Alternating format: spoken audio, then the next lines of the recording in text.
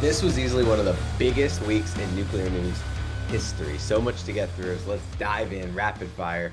First up, got to start with price action. The spot uranium miners ETF up 56% year to date. The S&P 500 up 21%. Let's see if this price action is justified and what we can expect for the future price action of uranium miners, right? Well, first to start, the spot price is at $81 per pound. What does that mean for all these assets that have uranium in the ground? It means they're more valuable, right? It means their future cash flows are worth a lot more.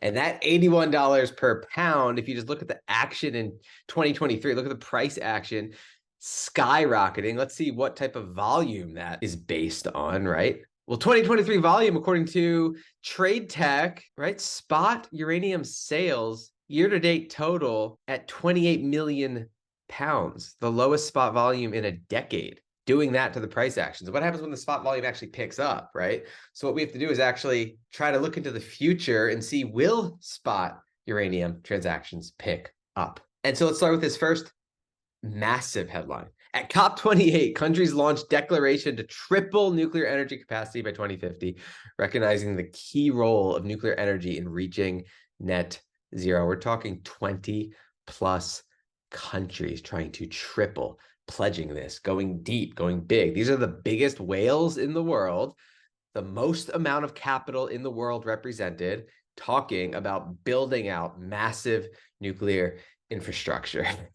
Disappointing, Australia not coming to the table with nuclear pledge at COP28. So obviously they haven't come to the table yet. What have we seen from every single other country in the world just about at this point? That they always do a 180-degree U-turn. So just expect, all this headline tells me is that Australia is going to do a 180-degree U-turn like every other country on the planet somewhere down the line, and that's going to be a catalyst, a bullish catalyst for uranium prices. The wall of capital streaming in. UAE launches $30 billion Altera climate-focused investment vehicle, right? Building out green energy infrastructure, pouring money into this space. Obviously, that is good for the future demand for nuclear energy. Prime Minister of Jamaica, use of nuclear reactor to solve country's energy problem. This is not just Jamaica. This is the entire world. And again, it does not get bigger than this. IAEA says a dozen countries to be equipped with nuclear power. A dozen countries are expected to start producing electricity from nuclear power sources within the next few years. The Director General said it is necessary to double the number of nuclear reactors in the world, currently at about 400 units, to achieve the objectives of the Paris Climate Agreement. That's why I say we're still in the early stages, because the infrastructure needs to double. It hasn't even started really being built out, and it's going to take decades to just massively expand this infrastructure.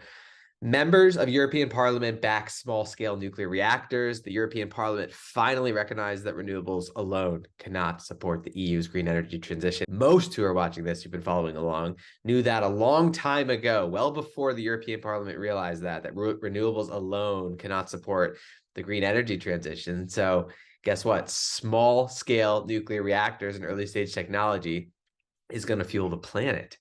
EDF aims to build one nuclear reactor a year in 2030s.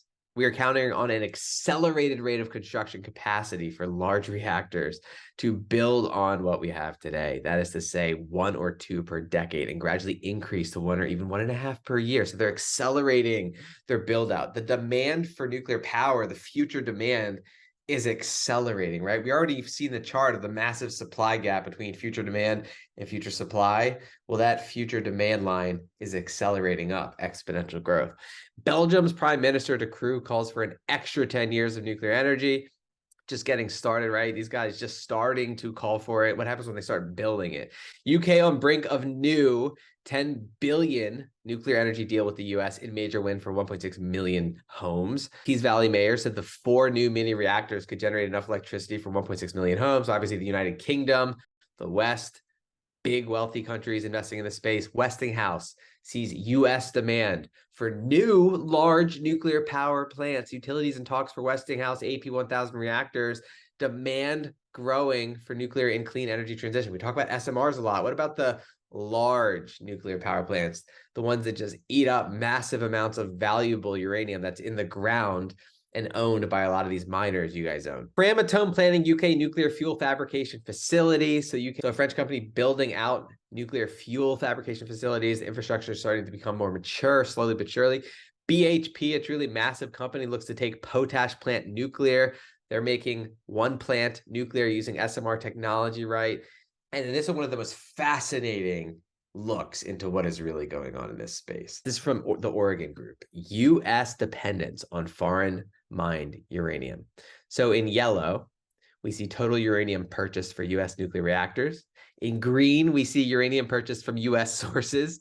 And in yellow, we see U.S. mined uranium production. So U.S. producing practically zero uranium compared to what it needs, right? Now, what does the U.S. want to have happen? Well, the U.S. nuclear program to boost fuel supplies for advanced reactors. Department of Energy issues final solicitations for fuel services. Congress buying another $2.2 billion for fuel. So the U.S. government, the Biden administration, trying to close the gap on this chart. And guess what? U.S. miners are going to have to get paid to fill that. So a lot of the U.S. miners that you guys own, that you're aware of, right? Your Energy Fuels, Uranium Energy Core, Centrus Energy, they're going to have to get paid to fill that gap. These are the guys that control uranium in the US. And think about how much capital is going to be required to reach the government's goal of filling that gap and becoming energy independent with uranium. We're still in the early stages. That is a massive gap to fill. That is absolutely massive. Then we have TerraPower, Bill Gates' TerraPower and Uranium Energy Core announcing memorandum of understanding to collaborate on domestic uranium fuel supply for the Natrium reactor, right? A domestic uranium fuel supply. Uranium Energy Core, well positioned, right?